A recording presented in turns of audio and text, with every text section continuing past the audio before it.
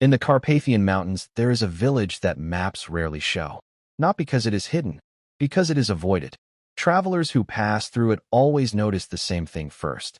There are no dogs, no barking behind fences, no paw prints in mud, no distant howls at night. The silence feels unnatural, like a sound that should exist but has been erased. When Andrei arrived, he noticed it immediately. "Where are your dogs?" he asked the old woman, renting him a room. She froze. Not slowly. Instantly. Her eyes lifted to him, wide and sharp as broken glass. "We don't keep them," she said. "Why not?" Her lips parted. Closed. Then she whispered. "They hear it first." The forest began just beyond the last house. Not gradually. Abruptly. One step, grass. Next step, trees. Andrei stood at the boundary that evening, camera hanging from his neck. He was a documentary photographer searching for forgotten places, and this village had appeared in a rumor online with only 3 words attached. It calls back. The trees looked ordinary. Spruce, pine, birch, but the shadows between them were too thick, too still, as if darkness there had weight. Behind him, someone spoke. "You shouldn't stand there after sunset." He turned. An old man leaned on a cane, watching him carefully. "Why?" The man didn't answer. He just pointed at the ground. Andrei looked down. Footprints. Barefoot. Leading out of the forest. None going in. At dinner, the villagers spoke quietly, as if sound itself might listen. Andrei tried again. "What's in the forest?" No one replied. Spoons stopped. Chairs creaked. Finally, the old woman said, "It doesn't like questions." He smiled faintly. "What doesn't?" She leaned closer. "The one that learns your name." He woke at 2:17 a.m. Not suddenly. Gently, as if someone had whispered beside his ear. His room was dark. The window was open. Cold air drifted in. And with it, a voice. Soft. Distant. Calling. Andrei. His throat tightened. He held his breath. Silence. Then again. Closer. Andrei. He rose slowly and stepped to the window. The yard lay silver in moonlight. Empty. The fence creaked softly. Wind. Nothing else. Then, from the trees. Andrei. This time it wasn't a call. It was recognition. A door slammed somewhere. Then another. Lights flickered on in nearby houses. Windows opened. No one spoke. No one shouted. They simply listened. The forest whispered again. "Andrei." The old woman's voice came from the hallway behind him. "Do not answer." The voice changed. Not louder. Nearer. Andrei. It sounded exactly like his mother. She had died 8 years ago. His lips trembled. Outside, branches shifted though no wind blew. The old woman whispered sharply. "If you answer, it knows you heard." "What happens if it knows?" he whispered. Her reply came instantly. "It keeps you." The forest did not rush. It never rushed. Silence stretched across the village like a held breath. Even the insects had stopped. The night felt paused, suspended between moments. Then, Andrei. This time the voice came from behind the house. Not the forest. The yard. His chest tightened. The old woman's fingers gripped his sleeve hard enough to hurt. "It moved," she whispered. "What moved?" She didn't answer. Outside, gravel shifted softly. Footsteps. Bare feet on stone. The sound circled the house slowly. Step. Drag. Step. Drag. As if whatever walked did not fully remember how legs worked. The boards of the porch creaked. A shadow slid past the window. Too tall. Too thin. Andrei felt his pulse hammering in his throat. "It came closer," he breathed. The old woman nodded once. "It always does." A floorboard cracked outside. The shadow stopped. The old woman spoke very quietly, her lips barely moving. "Dogs hear it before it speaks. Long ago, they started whining at night. Then howling. Then screaming. Then they ran into the forest and never came back." Her eyes flicked toward the wall. After the last dog vanished, the voices began. Another step outside. Closer to the door. 3 slow knocks. Not loud. Polite. Wood touched wood. Tap. Tap. Tap. Andrei felt something cold spread through his stomach. The voice came from the other side of the door. Perfectly calm. "Andrei, I know you're there." His hands trembled. It sounded like his friend Sarai. Sarai lived hundreds of kilometers away. The old woman whispered, "Do not open." The handle turned slightly. Stopped. Turned again. Stopped. "It can't come in," Andrei said. Her silence answered him. Slowly, she shook her head. "It can," she breathed. "When invited." Something seeped through the cracks of the door. Not smoke. Not fog. Breath. It smelled like wet leaves and open graves. The voice spoke again, softer now. Andri, you forgot something in the forest. He swallowed. I've never been there. A pause. Then, yes, the voice said gently. You have. A flicker crossed his mind. Not a full memory. Just an image. Trees. Darkness. Hands touching bark. He blinked hard. I don't remember that, he whispered. Outside, the thing shifted. You will. Something slid beneath the door. Not liquid. Not smoke. A finger. Gray. Thin.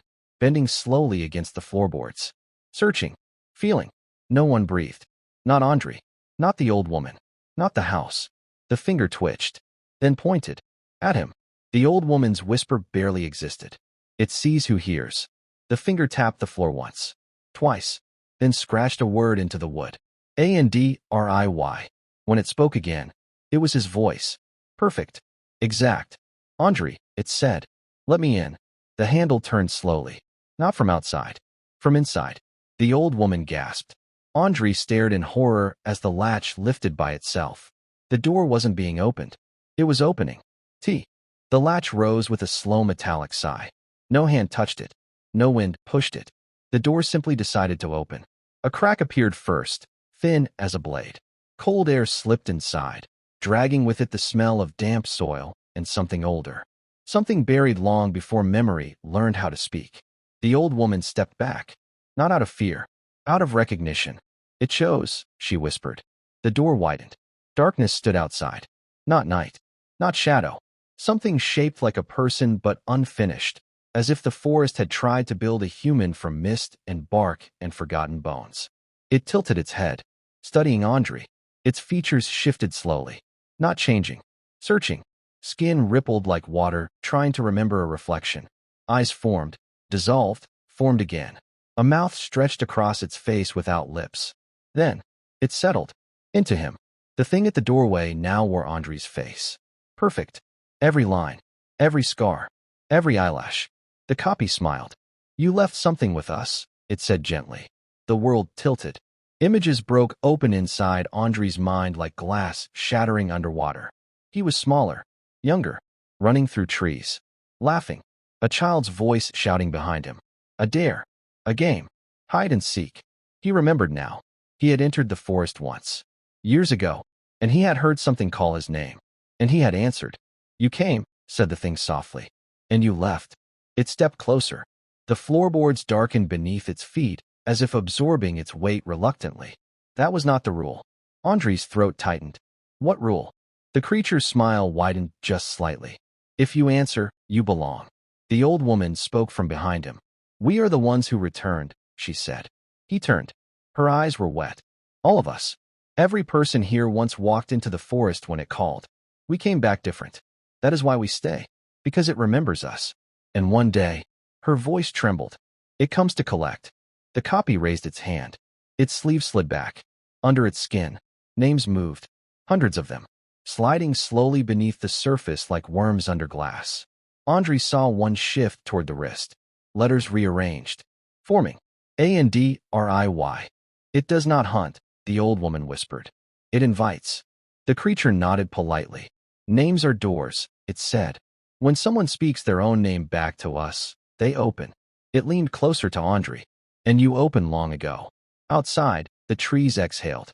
Branches bent inward. Leaves turned their pale undersides toward the house like thousands of watching eyes. The forest was not surrounding the village. It was leaning in, listening, waiting. Can I refuse? Andri whispered. The copy tilted its head kindly. You already chose. It extended its hand. Behind it, the forest shifted, revealing shapes between trunks. Figures. People. Standing silently. Watching him. All of them barefoot. The old woman closed her eyes. It never takes the unwilling, she said softly. Hope flickered inside him. Until she finished. It makes them willing. From the forest came a sound like wind through hollow bone. Then whispers. Thousands. Layered. Gentle. Patient. Andri. Andri. Andri. Each voice was someone he knew. Friends. Teachers.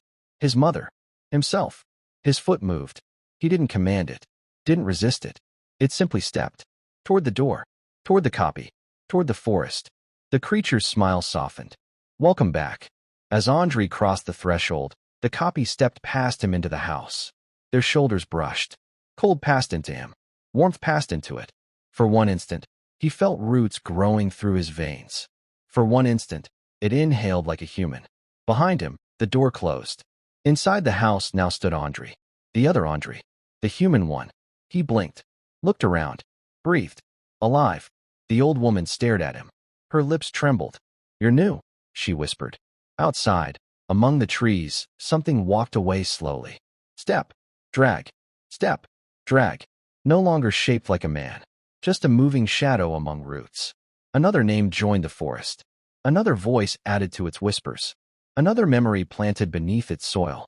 Long after midnight, the new Andrei woke in the small wooden house. He sat up suddenly. He didn't know why. Then he heard it. From the edge of the village. Soft, patient, calling. A different name. Because the forest does not forget. It does not forgive. And it never stops learning names.